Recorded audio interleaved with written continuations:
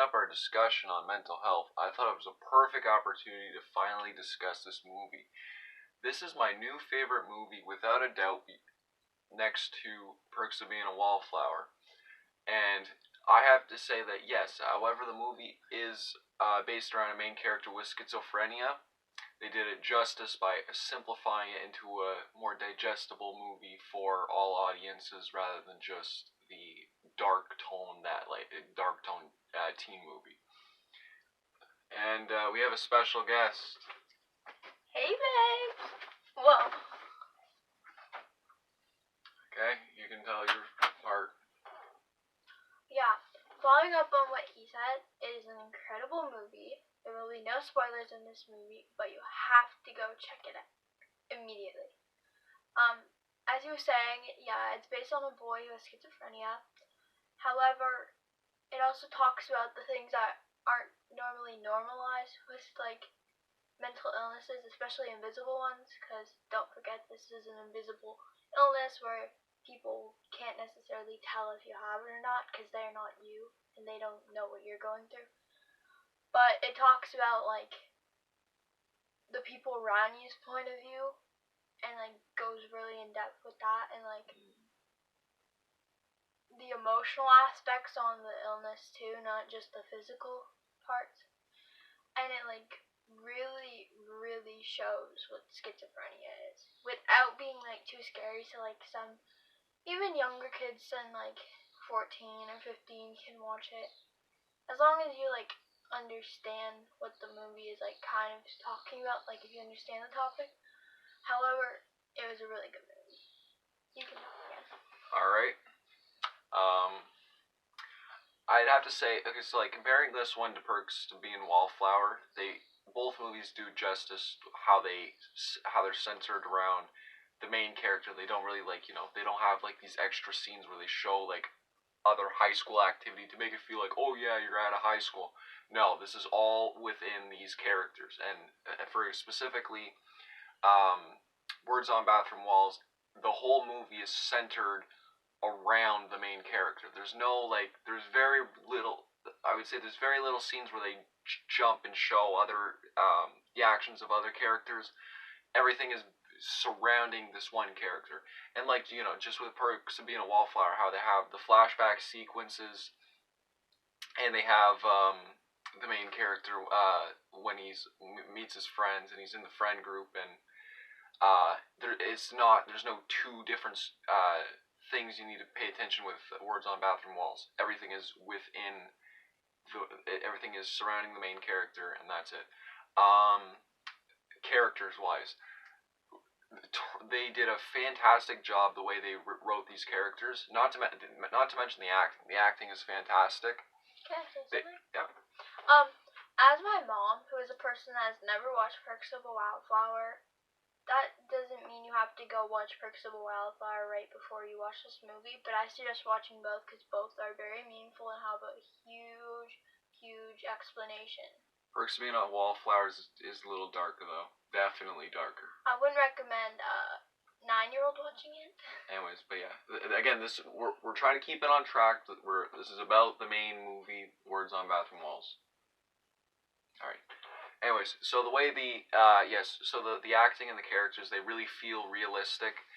Again, that was my whole reason why I liked Perks of Being a Wallflower. The characters the way they wrote the characters, the way the acting was portrayed. Yes, you really do feel like you know these characters. These characters feel like real people. They don't feel like they're acting in a depressing high school movie or even just a drama comedy teen movie from like the early 2000s or 90s. Oh, going along with that, it's like really real life scenarios and it's like really in depth with that.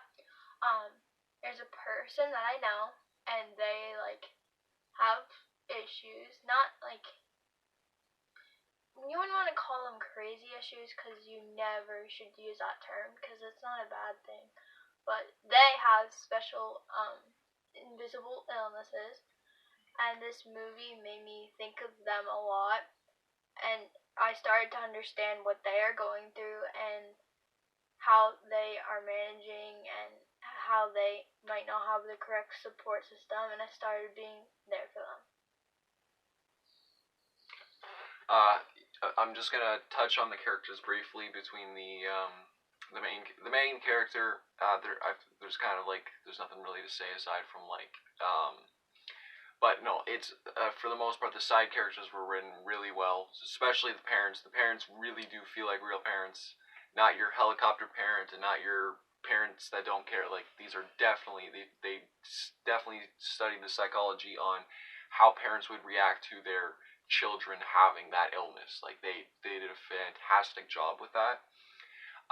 There's the love interest is there's a really fantastic twist regarding her personal life that really changed the tone of the movie for me specifically, or really changes the tone of the movie, and you really do feel sad for her at times. You never really know somebody's story. Exactly. I'm gonna get to that point. Another one, probably the most important in my opinion, is the priest. Never have I really ever seen a priest character in a movie or even a show written so well. It's not your stereotypical like God is good. It's more of a modern. He doesn't try to convert. Anybody Catholicism to yeah. He doesn't try and convert religions onto a person. He's also very understanding, and it's very modern. He's very down to earth. Yeah.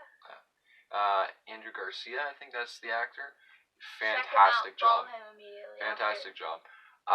Okay, so and then now we have there. Okay, so the biggest thing that really like got me hooked into the movie is the scenes where the main character is talking with his psychiatrist or therapist. Oh yeah. He's looking at the camera. It's like he's talking to you. It's like you're the therapist. And what she said about like you never know what someone's going. You never know what people are dealing with, and just because like they act differently compared to you doesn't mean you should be treating them differently or think of them differently. And he has a very good the main quote, not to spoil the movie, is that you just because you have an illness doesn't mean you doesn't mean you are the illness. Which ties in the ending. Ending is fantastic. Never seen a high school movie do a very good ending on par with this since maybe Heathers. There's so many plot twists, but you have to be careful with this movie because you have to pay close attention because there will be moments where if you don't really pay attention to the scene, you won't really understand what's going to happen next or understand the next part. To really understand the impact of the ending, all I have to say is that there is no father figure. It's, well, I mean, not a real father. It's a guardian or the mom's boyfriend. Again, he's just as amazing as the priest is. However, there is one thing that you will notice about the movie. They kind of like they kind of go back and forth. Like the son thinks he's the bad guy within the house, but you also got to consider that he is the adult and that he might just think that the son or he thinks the son doesn't like him. The entire movie with that. It was a really in-depth movie, and I think a lot of people have enjoyed it. I had a couple friends ask me for movie recommendations, and the first one I gave was this movie immediately. Now, at first I was like kind of not really interested because I didn't understand anything about this entire topic. But after watching this movie, it like brought to my attention that it isn't really talked about often, and like it needs more awareness to it. And just because if you have a mental illness or an invisible illness does not mean you are the illness, and that means you can live your entire life doing the things you love and want to do in life, and that illness will never stop you because you are not the illness. You just have it. It's a very positive message throughout the movie, and if there's anything else to really add, the beginning is very questionable on, yes, they are really forcing, it's an eye-opener for the beginning. That's all I'm going to say. It will throw people off, but just continue watching the movie and then you'll fully understand things. They really do throw you into the beginning and you won't know what's going on, but then they continue on.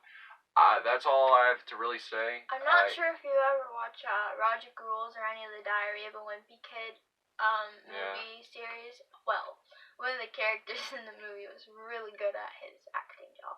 Yeah, it was the actor. The actor who played Roderick. Roderick. He plays this Yeah. very interesting character. You will love it. If I I guess the last thing to mention is not. They do mix in comedy and drama, and again, it's mainly the Roger character that's really funny. Yeah, I laughed my head off at some of his lines. Mm. However, there's not much you can say about this movie until you watch to fully engage in the experience, because it is an incredible movie. All right, I think that's it. Thank you for being on the show. Oh, you're welcome for being here. Bye, besties. Peace.